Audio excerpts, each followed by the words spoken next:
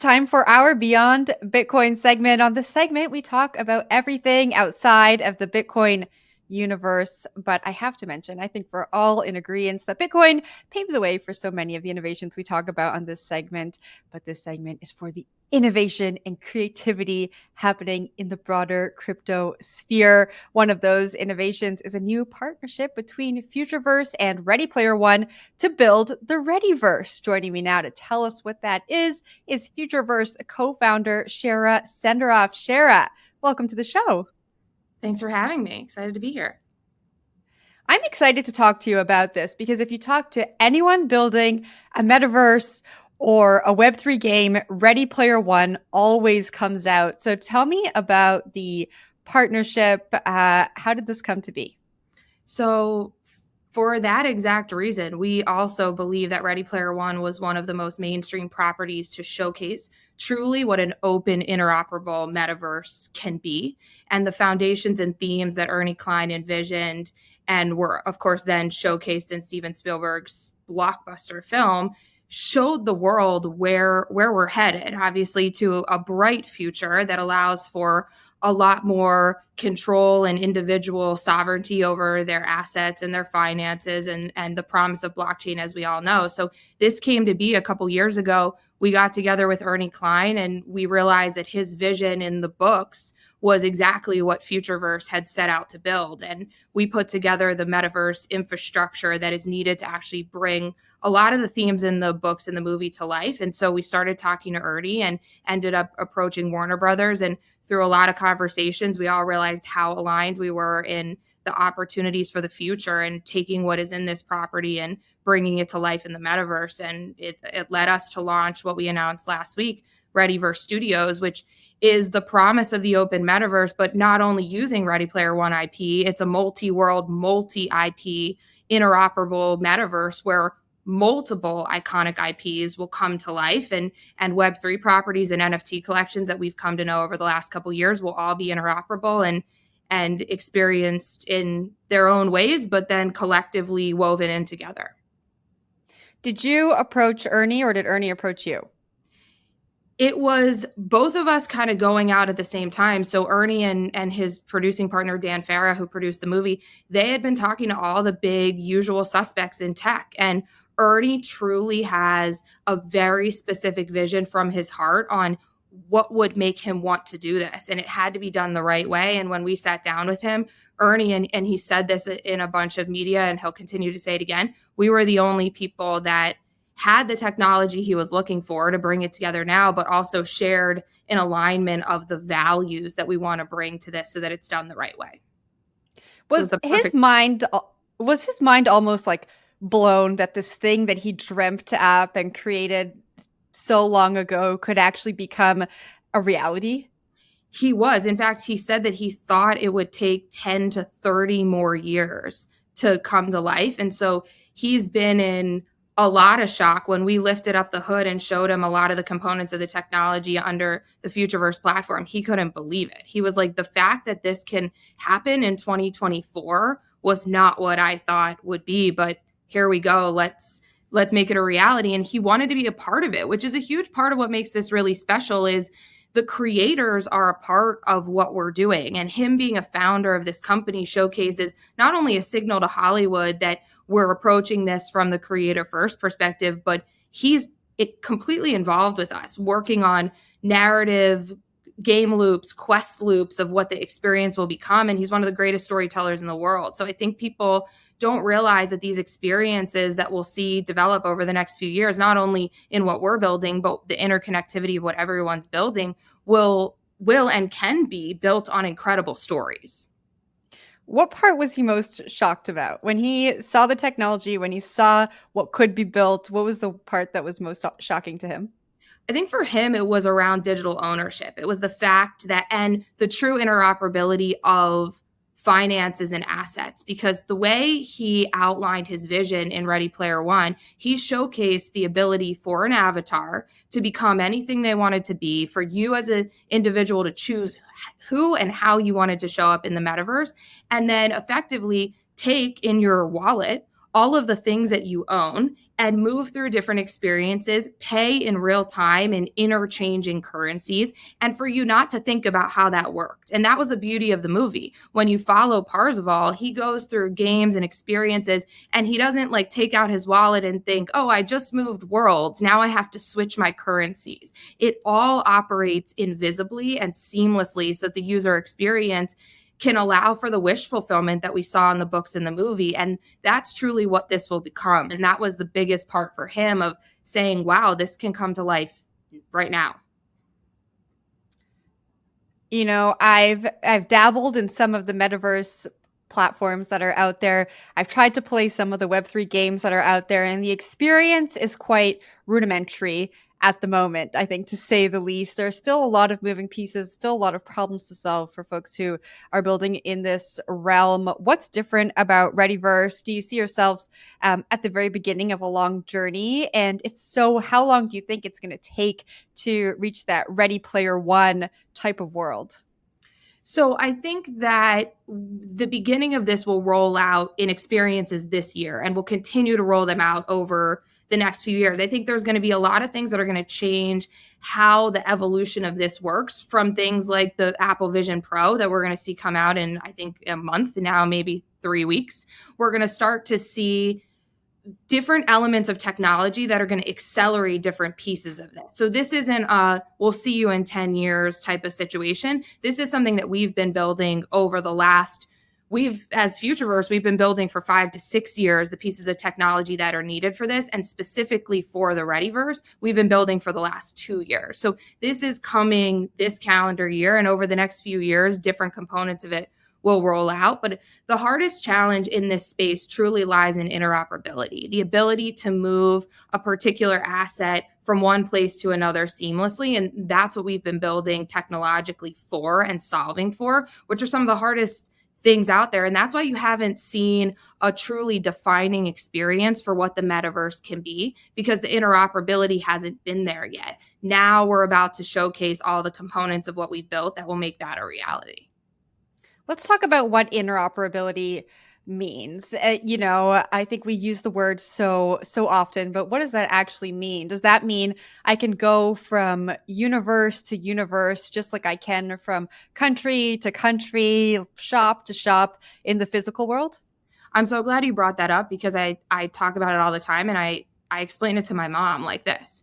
And I did this morning, so I'll take you through the interoperable existence that I had in the real world. I went to Starbucks and I used my Starbucks stars to get a coffee. Then I went and had a meeting and I used Apple Pay because the restaurant was an Apple Pay only. And then later I went to a store and bought a book and I used my credit card. And then I took that coffee with me to my meeting, and then I took the book back into my house. So from that experience, we're living in an interoperable world, yet digitally we're not. We have to have different logins for different systems. We can upload different assets on different platforms, but then we can't take them somewhere else. They're watermarked or they're simply not allowed to exit. So if you think about the fact that our real life is interoperable, just like you said, I can get on a plane and fly to see you in person. We can't do that easily online. And that's because of the structures and the systems and, frankly, some of the control that has been built into a lot of the technology platforms that we use every day. So in order to change that, we have to create interoperability assets, engines, smart contracts. I don't want to get too much in the weeds, but we have to create all the systems with which these things can move through and assets can move through. So for example, think about how you might have a digital asset in NFT that's 3D game ready looking, but then you might have a flat 2D JPEG style image. Well, that image shouldn't not be able to come to life. So how do you bring it through? How does it turn into a 3D asset? And then if it is a 3D asset, but one looks low poly or more pixelated and another form of creative looks totally 3D and photo real, how do you exchange the two? And that has to happen through a piece of technology we built called the asset register that allows those assets to evolve based on where they're going. So that just shows you the complication of this type of technology. It's not easy, and it has to be built at every layer of how an asset can move. But eventually, and not too far out, we'll be there. And that's how our existence digitally will start to take shape in a way that is much more similar to how we exist in the real world. Shara, you brought up the aspect of control, and we're dealing with intellectual property here. And my mind often goes, when we're talking about interoperability online across different IP that has been governed by these ironclad contracts for so long, how does interoperability actually work? Like, let's take two big IPs like Harry Potter and Lord of the Rings and Ready Player One. If I want to move between those three universes one day, does it become difficult based on the different properties and the different contracts that were put in place years ago? No, so that's the beauty of blockchain. And that's where I think this buzzword soup, as I like to call it, we're throwing out blockchain, metaverse, AI, all these different terms. The biggest and most important piece of that is the blockchain, because it authenticates and it tracks the copyright and the ownership back to the person who originated it, the creator, the rights holder, whatever it may be at that entry point of that IP. So if we create assets related to Ready Player One, for example, those assets will originate on the blockchain. You will always be able to track where they go, how they're traded, the revenue and microtransactions coming off of that particular IP, and it will go back to the rights holder. That's the problem right now in the real world. We don't have the ability to track and identify and authenticate and properly funnel the right compensation back to the right creators. And so that's what blockchain as the piece of this puzzle helps us do. I guess my question is, when I think about this, it's like, let's say maybe I can create a different scenario. Let's say there's a Disney metaverse and a Netflix metaverse, and for their own reasons, Disney doesn't want me going into the Netflix metaverse. Is there a world in which a company could still have that kind of control over which universe I'd like to visit online, or does the technology solve for that as well? So that's exactly what we've set out to do, is create the open metaverse. And the reason for the focus on the open metaverse is because all of these things need to be interconnected so that a consumer has a better experience. You brought up a really good point. We always like to really emphasize that it isn't a metaverse. There aren't Disney's metaverse and this person's metaverse. It's the metaverse, just like the internet. If I came to you and you were interviewing me now and I said, I'm going to build an internet, you'd be like, an internet? Well, it's just the internet. There's just one internet and everyone builds on top of it. The same is for the open metaverse. It's an interconnected foundation. It's the metaverse. Everyone builds and everything is interoperable by way of all the technology underneath. So Disney might have an experience that is separate from Warner Brothers. Their IP might exist in a particular way where they can focus entirely around a particular property, but someone could go in and buy an avatar or a car or a article of clothing, and then they could leave and take it into another area or another world, and it simply serves as marketing, just like it does in the real world. If I'm wearing a Disney sweatshirt and someone walks by me on the street, they're like, oh yeah, I wanted to watch Frozen because you were wearing a Frozen sweatshirt, if I was wearing a Frozen sweatshirt. But so that's the example of the true promise that Ernie Klein outlined in Ready Player One is the open metaverse, where you still have control over your IP. You still get to make creative decisions that respect the way you own that property, but it's all interconnected in a way that adds value to everyone. So I think that's the thing that people are missing here, is that this isn't going to jeopardize the opportunity and the revenue opportunities especially for rights holders. It's only gonna elevate everyone together. And Shara, just quickly before we go, I think you're in a good position to answer this question. How is Hollywood, how are big brands looking at blockchain technology, looking at crypto, looking at the metaverse? Is there still that same momentum that we saw in late 2021? So there's a new form of momentum, and it's faster and it's better. And now people understand that this is simply an extension of their ability to introduce their IP to their consumers and allow for further engagement. And they don't have to build it in a complicated way. I'd say that over the last 2 years, there was a bit of a false introduction to this technology because it was clunky. The user experience was not fluid and not seamless. And brands and Hollywood IP looked at it and said, well, if it's this clunky, how are consumers going to understand it? The evolution over the last couple years, and we've certainly focused on this at Futureverse, is to make that much more easier to digest and easier to use. And so now I've seen a boom in Hollywood, especially since our announcement, raising their hands to say, what IP can I put in here? And we've obviously been in conversations with multiple studios for the last year around bringing this IP, and brands.